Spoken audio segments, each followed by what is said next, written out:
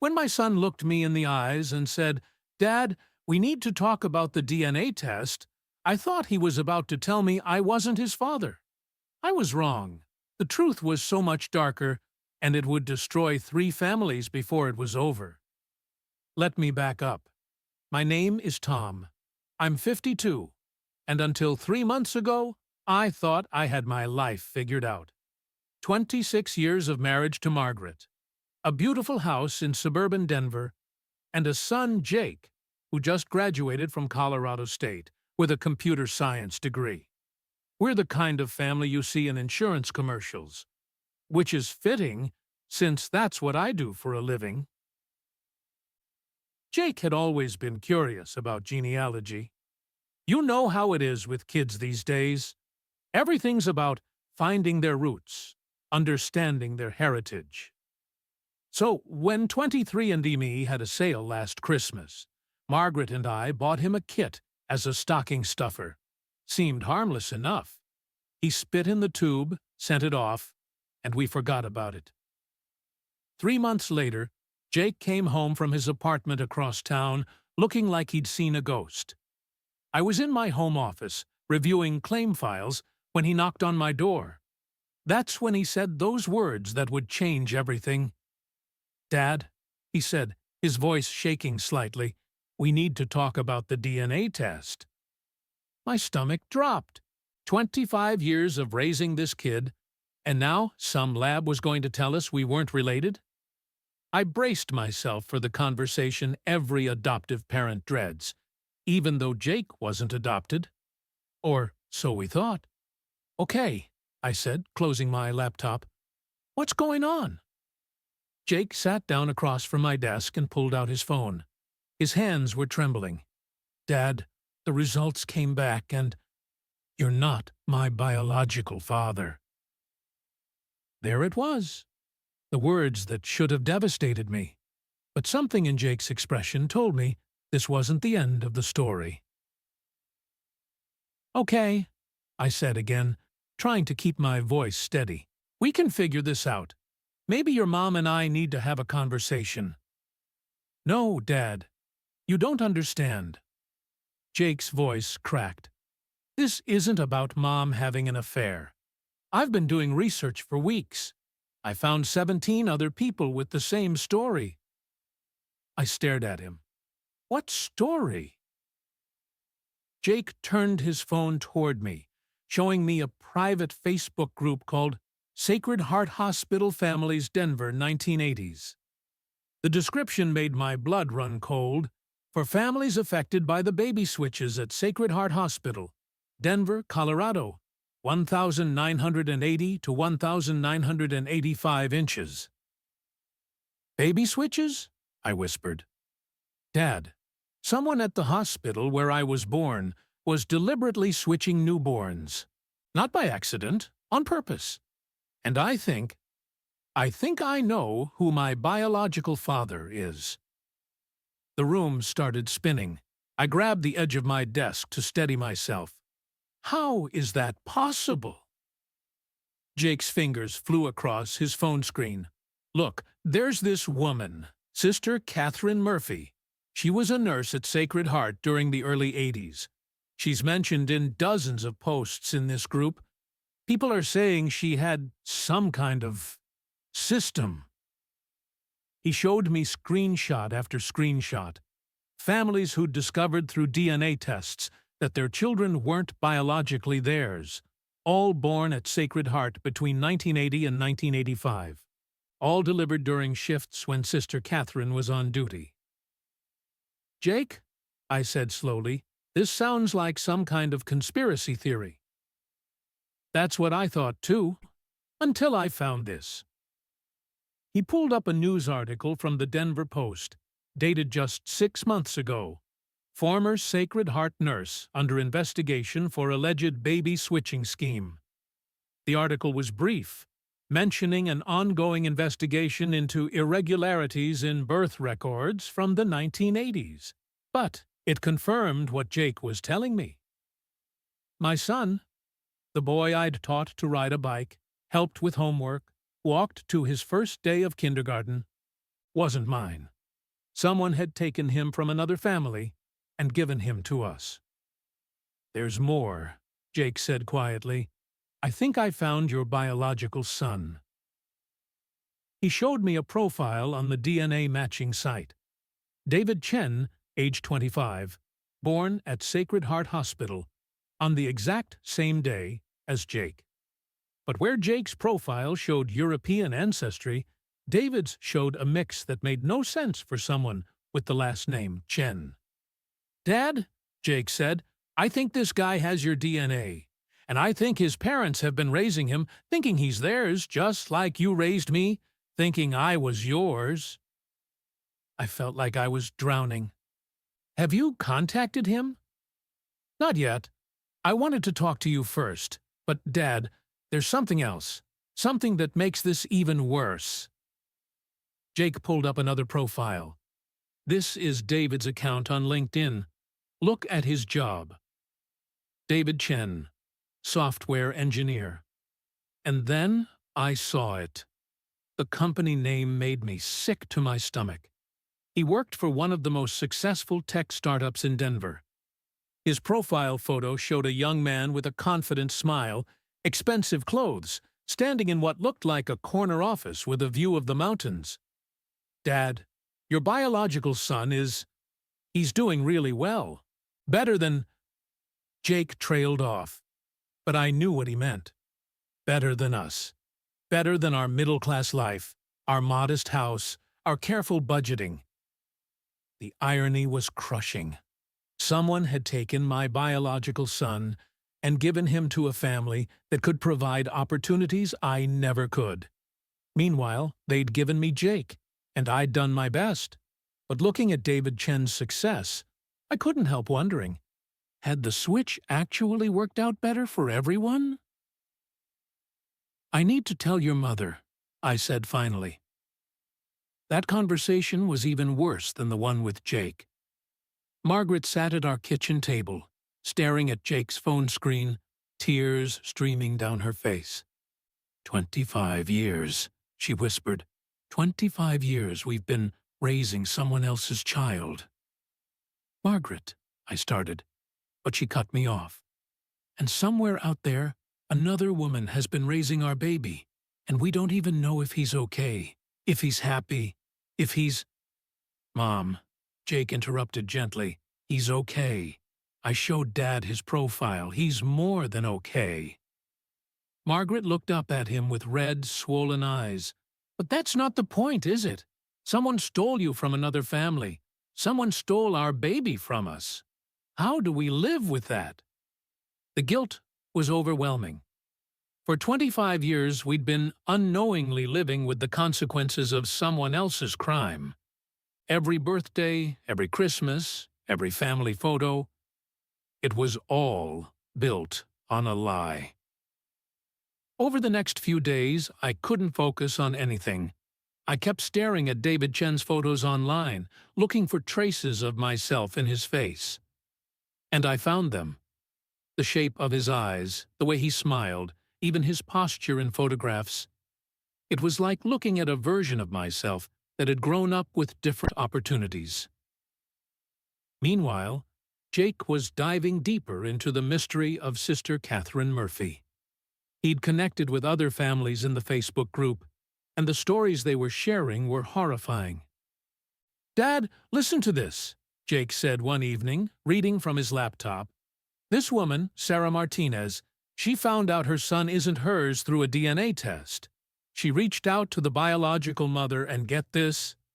Sister Catherine had written in the birth records that the biological mother was unfit due to financial circumstances. She was 17, unmarried, working minimum wage.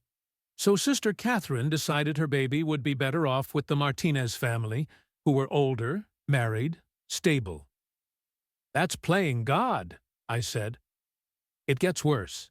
This other family, the Johnsons, they found out their daughter isn't theirs. Turns out Sister Catherine thought the biological parents were too young to raise a child properly. She was 22, he was 24, but they were college students.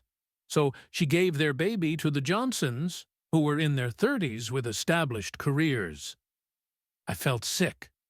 So she was making decisions about who deserved which babies? That's exactly what she was doing. And Dad, I think I know why she gave me to you guys. Jake pulled up more information he'd gathered. I found some records about my biological father. His name is Michael Chen. When I was born, he was 23, just graduated from college but unemployed. His wife Lee was 21, working part-time while finishing her nursing degree. They were struggling financially. And us? You were 30, already established in your career. Mom was 28, had her teaching degree. You owned a house. You were stable. The picture was becoming clearer, and it made me feel nauseous. Sister Catherine had looked at two families and decided we were more deserving of their baby than they were. She'd played judge and jury with people's lives, and she'd been doing it for years. Jake, I said slowly, we need to find her. It took 2 weeks of investigation, but we tracked down Sister Catherine Murphy to Sunrise Manor, an assisted living facility on the outskirts of Denver.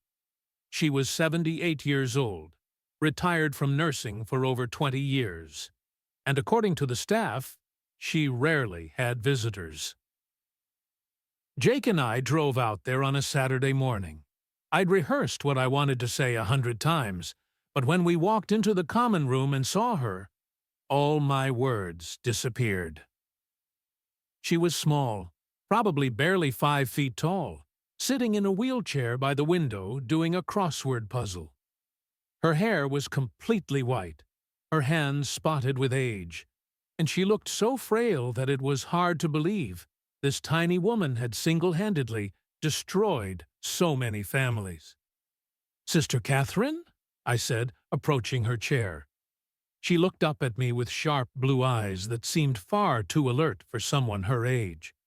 "I'm not sister anymore, young man. Haven't been for 30 years. Just Catherine now." "My name is Tom Bradley. This is my son, Jake. We'd like to talk to you about Sacred Heart Hospital." Something flickered across her face. Recognition? Fear? It was gone so quickly I couldn't be sure. "I don't know what you're talking about," she said, returning to her puzzle. Jake pulled out his phone and showed her the Facebook group. "Catherine, we know what you did. We know about the babies you switched. We just want to understand why." For a long moment, she stared at the screen. Then she set down her pencil and folded her hands in her lap. "Sit down," she said quietly. We pulled up chairs across from her. The common room was mostly empty, just a few other residents watching television on the other side of the room. "How did you find out?" she asked. "DNA testing," Jake said. "Turns out I'm not my father's biological son." Catherine nodded slowly. I wondered when that would start happening, when science would catch up to what I did. She looked directly at me. "You want to know why?" "Yes," I said, my voice barely above a whisper. "Because God doesn't always make the right choices," she said simply.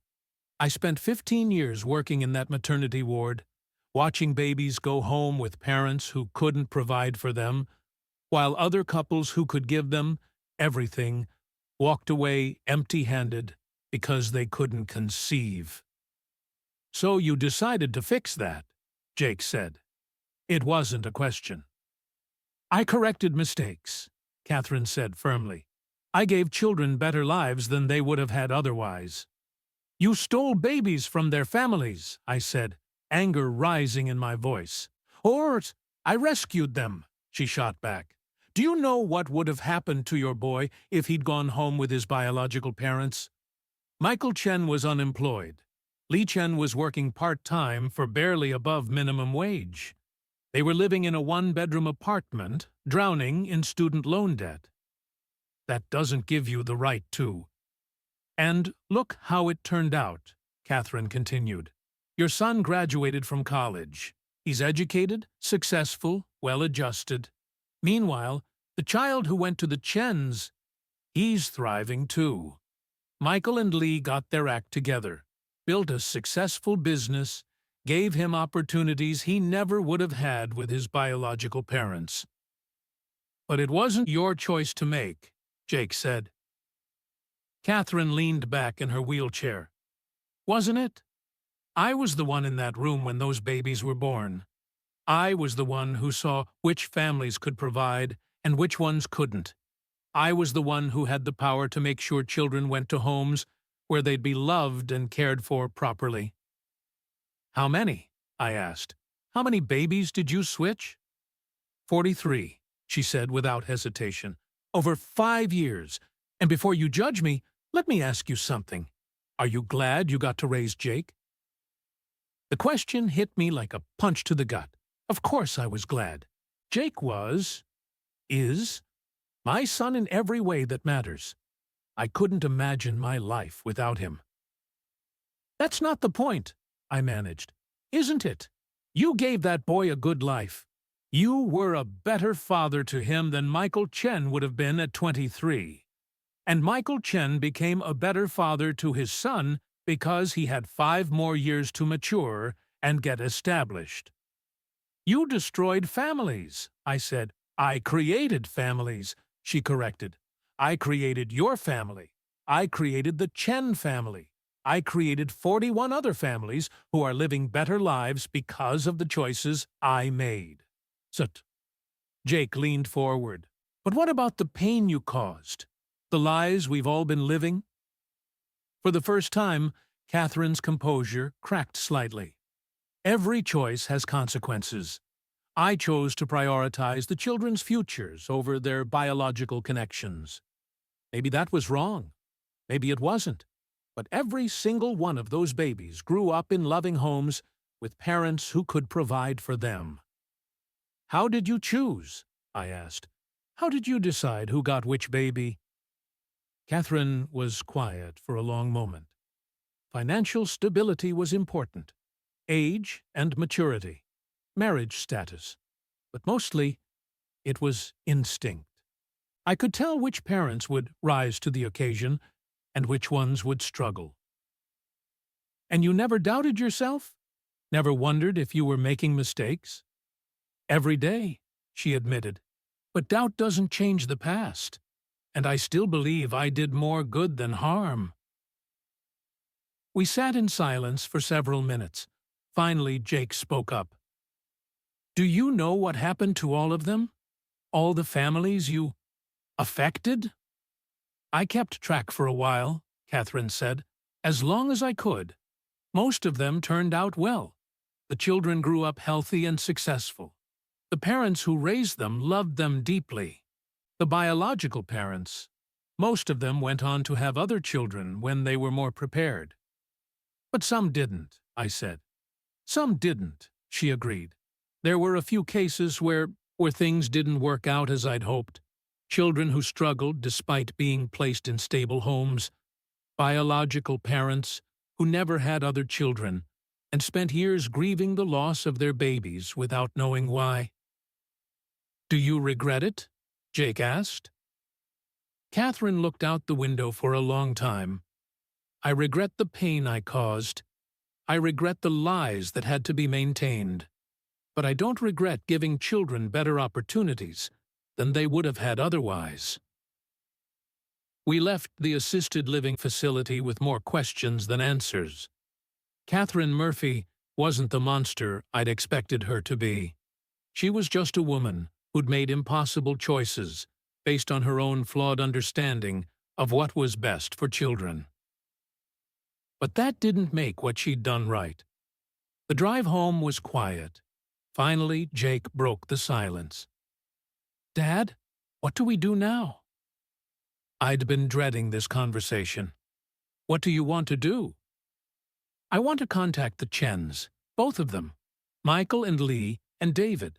I want to know my biological parents, and I want you to meet your biological son. My chest tightened. Jake, what if...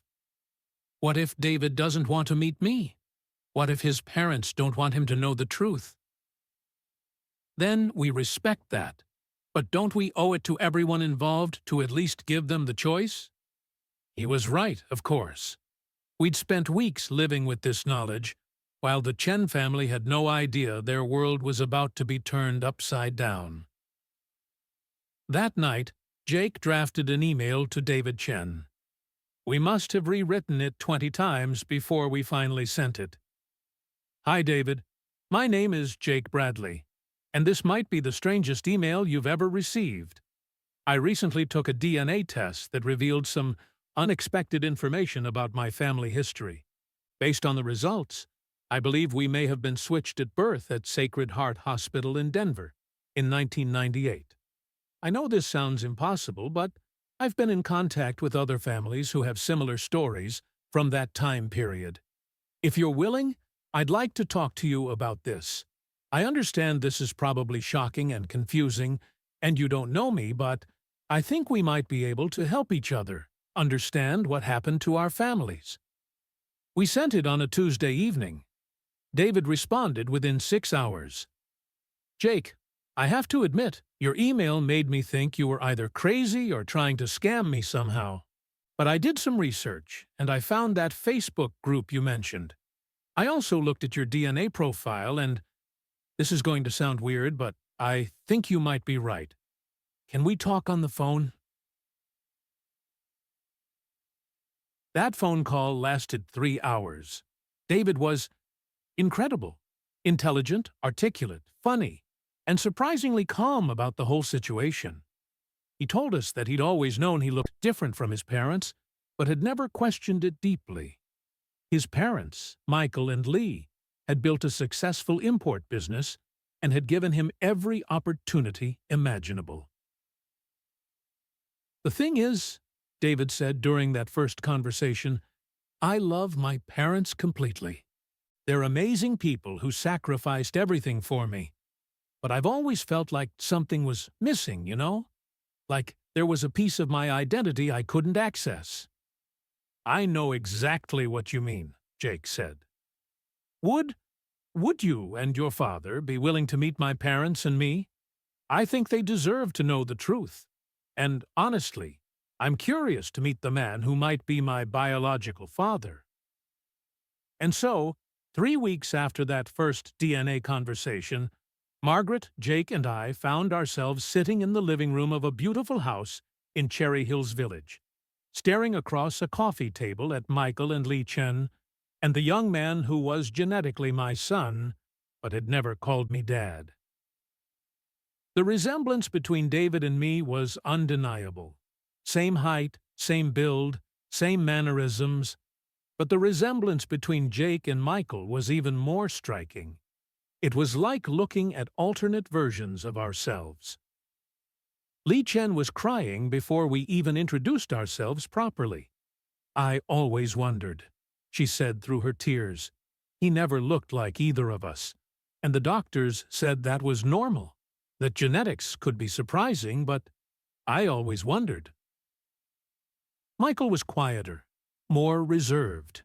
He kept staring at Jake with an expression I couldn't read. This is surreal, David finally said, breaking the awkward silence. I mean, look at us. Jake looks more like my dad than I do, and I look more like his dad than he does. It should have been funny, but nobody was laughing. The question is, Michael said slowly, what do we do with this information? That was the question, wasn't it? We'd opened Pandora's box, and now we had to figure out how to live with the consequences. Over the following months, the two families began a delicate dance of getting to know each other. It was awkward and emotional, and sometimes painful. Jake and David became close friends, bonding over their shared experience of identity displacement. Margaret and Lee found common ground in their shared grief over the children they'd thought they were raising. But Michael and we struggled. How do you build a relationship with the son you never knew you had? How do you connect with the man who raised your biological child when you're grateful but also jealous of the life he was able to provide. The breakthrough came 6 months after our first meeting. David and Jake had organized a hiking trip, and somehow Michael and I ended up walking together while our sons went ahead on the trail. "I need to tell you something," Michael said as we navigated a particularly steep section of the path. "I'm grateful to you." I looked at him in surprise. "Grateful?" When Lee and I were 21 and 23, we had no business raising a child. We were broke, scared, completely unprepared. If we'd brought Jake home from the hospital that day, I don't think it would have gone well. "You don't know that," I said. "I do know that. We were still kids ourselves. We would have loved him, but love isn't enough when you can't pay rent or buy groceries. You gave him stability. You gave him opportunities. You raised him to be the incredible young man he is today. But I stole 5 years of your parenting from you." "No," Michael said firmly. "Sister Catherine stole those years from us. But you made the best of an impossible situation, just like Lee and I did with David." We walked in silence for a while before I found the courage to voice what had been bothering me for months. "Michael, can I ask you something?" "Of course." Are you disappointed in how David turned out?" Michael stopped walking and stared at me. "What kind of question is that? I mean, he's successful and accomplished and everything, but he's not. He doesn't have the same connection to your culture, your traditions. He doesn't speak Chinese. He's never shown much interest in your business." "Tom," Michael interrupted, "David is perfect exactly as he is. Yes, he's different from what Lee and I expected our son would be like, but he's brilliant and kind and hard-working, and he makes us proud every single day. You raised him to be confident in his own skin, to pursue his own interests, to think independently. Those are gifts we might not have been able to give him. But don't you wonder what Jake would have been like if you'd raised him?" Michael smiled. "Every day. But I also see what he did become with you as his father, and I can't regret that. He's curious and thoughtful and has a deep sense of justice. He gets that from you, Arson."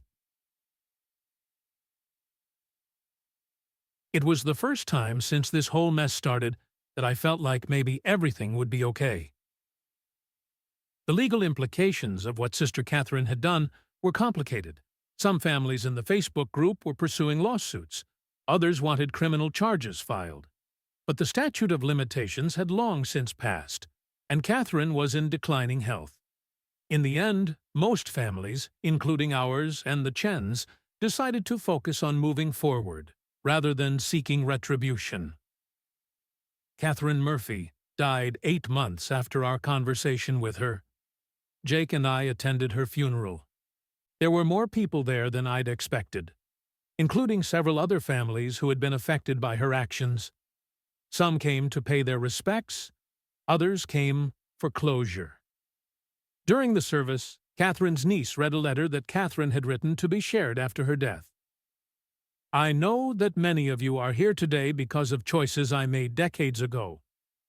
I want you to know that I thought about those choices every day for the rest of my life.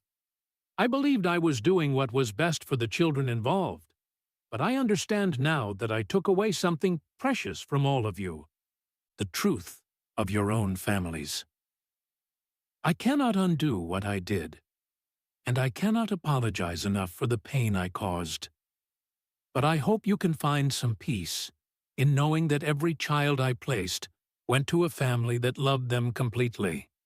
That was always my intention, even if my methods were wrong. To the parents who raised children they didn't know weren't biologically theirs, thank you for loving them anyway. To the parents who wondered what happened to the babies they lost, I'm sorry I took that choice away from you. To the children who are now adults discovering the truth about their origins. You are not defined by the circumstances of your birth, but by the love that raised you.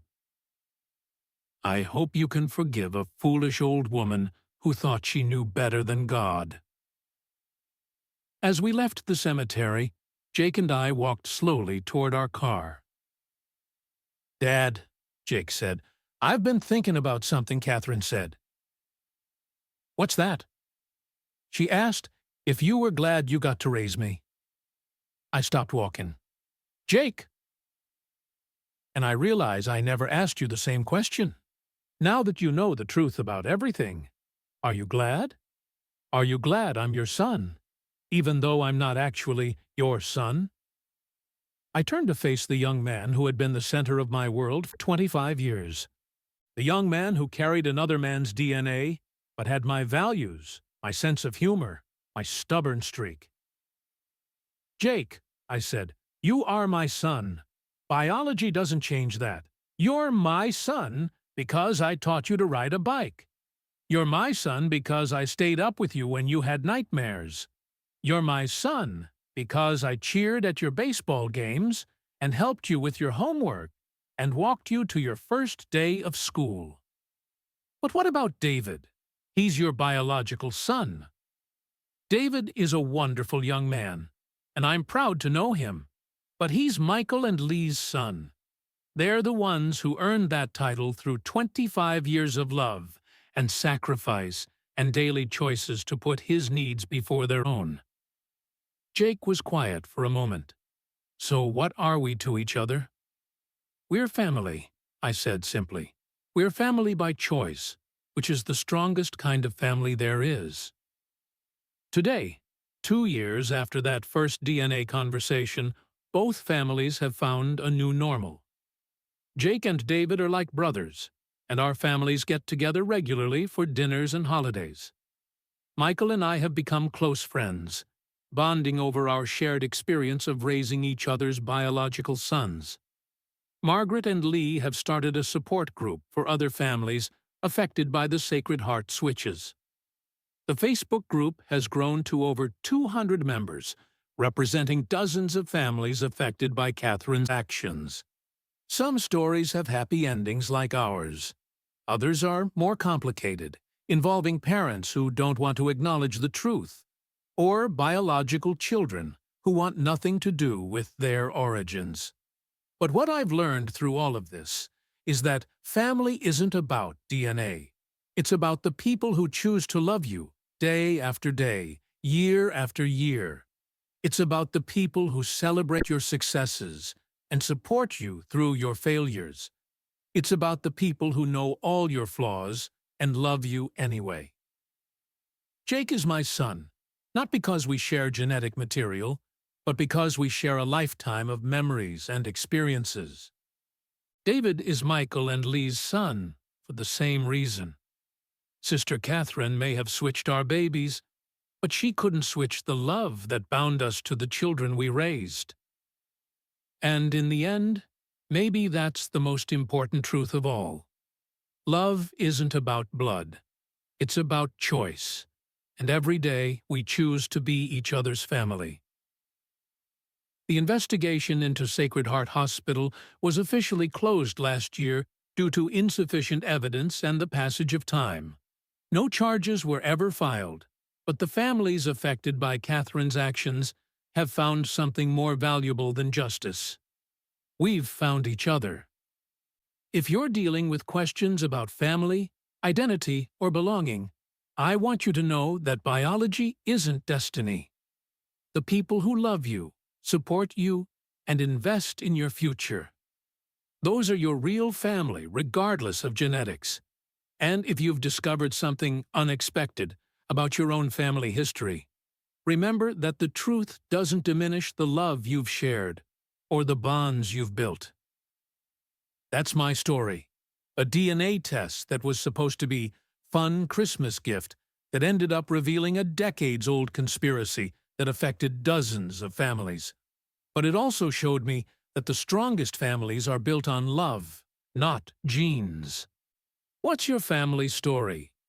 Have you ever discovered something unexpected about your roots? I'd love to hear your experiences in the comments below. And don't forget to subscribe for more real-life stories that will make you think about what really matters in life.